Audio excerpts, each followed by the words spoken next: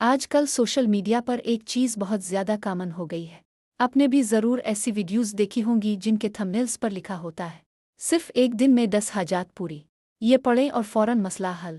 یہ سب سن کر انسان کے دل میں امید بھی پیدا ہوتی ہے اور حیرت بھی، لیکن سوال یہ ہے کہ کیا واقعی ایسا ممکن ہے؟ آج کی اس ویڈیو میں ہم اسی موضوع پر بات کریں گے اور حقیقت کو سمجھنے کی کوشش کریں گے۔ دیکھیں، اسلام میں دعا کی بہت اہمیت ہے۔ اللہ تعالیٰ فرماتے ہیں کہ تم مجھ سے مانگو، میں تمہیں عطا کروں گا، لیکن اس کا یہ مطلب ہرگز نہیں کہ ہر دعا فوراً اور اسی طرح پوری ہو جائے جیسے ہم چاہتے ہیں۔